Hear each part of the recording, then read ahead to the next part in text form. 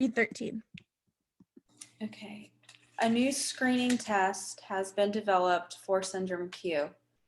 Research has shown that the test yields a positive for syndrome Q whenever the person tested has that syndrome.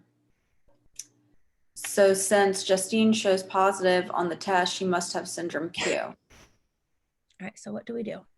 I find the conclusion. Hmm? Oh gosh. Is it since Justine shows positive on the test, she must have syndrome Q, or is it research has shown? That's what I'm. Okay, so research has shown, like, can we argue with what research has shown? Like, is this author trying to prove to us that research has shown that test yields a positive for syndrome Q whenever the person tested has that syndrome? No, she's just trying to talk about Justine. Yeah, what do we use this for? Do we use this to support anything? The conclusion. Yes. Which is Justine.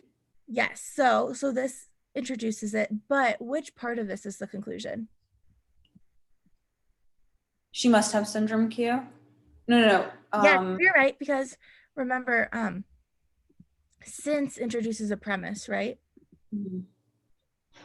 So since Justine shows positive on the test, she must have syndrome Q.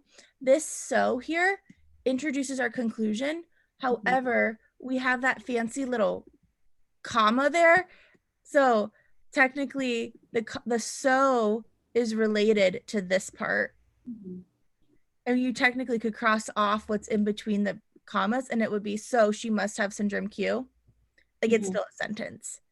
So could you also look at that when trying to find the conclusion? Like I try to not read things backwards, but just like, okay, I find the conclusion, like, what do I have to support it? So with that sentence, she because she tested positive. Yes, perfect. 100%. Yep.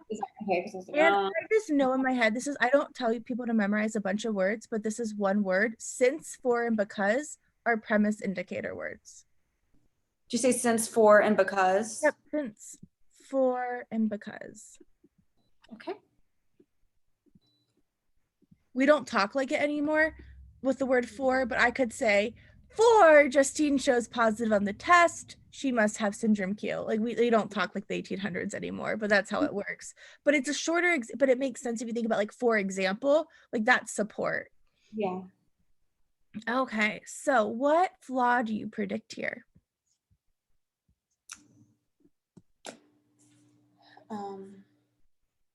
Just because she shows a positive, it doesn't mean she has the syndrome, or it's something with that the positive that she has the syndrome.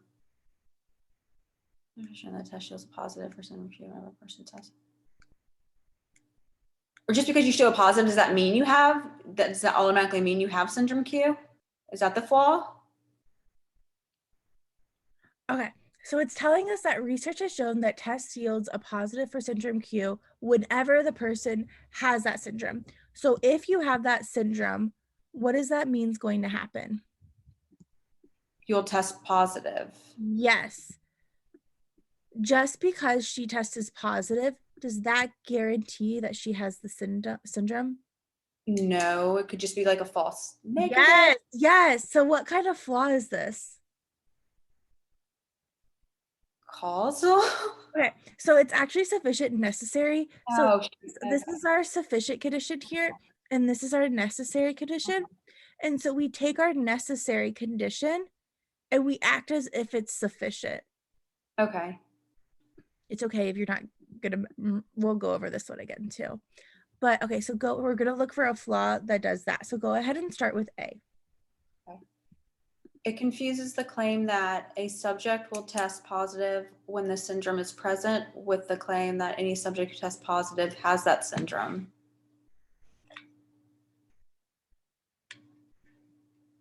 So that confuses the claim that a subject will test positive. The claim that that sounds pretty good. Okay, keep going. Okay. It makes a general claim regarding the accuracy of the test for syndrome Q without providing adequate sufficient justification for that claim. No, Okay. that doesn't sound right. Nope. Um, All right. It fails to adequately distinguish between a person not having syndrome Q and that person's not testing positive for syndrome Q. Do we care about not testing positive? Is someone not having the syndrome? No. We're No. talking.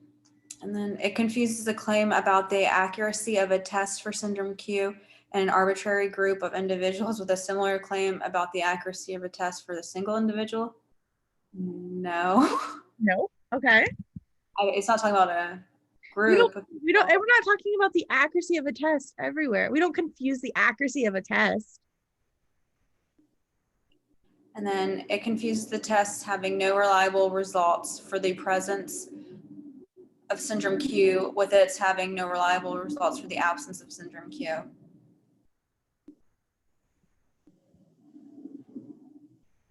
I don't think that's right because I don't think that's what they're really asking about. Yeah. Do we say that the tests have no reliable results whenever it has syndrome Q with the having no reliable results when you don't have it? Yeah. We don't ever even mention it not being reliable. So why is A the correct answer? Because it's exactly like your diagram that you did. It confuses the claim that a subject will test positive with the syndrome when the syndrome is present with the claim that any subject who tests positive has the Yep. syndrome. Yeah, so it's saying it confuses the claim that a subject will test positive when it has the syndrome with the claim that any subject who tests positive must have that syndrome. So it's like it's saying the test is turning them from a necessary to a sufficient and is now it's flipping it. Necessary. Yep. So because we're saying like, hey, just because anybody that does have this tests positive, we then try to apply it like, oh, because I tested positive, that must mean I have it. And it's like, no, no, no, no, no. It just means that if you do have it, you for sure will test positive. Oh, this makes okay. The light bulb just went off. That makes sense. Yay! Awesome. Okay. I get it now. Okay. If you really break it down like that, then all those, I mean, it was a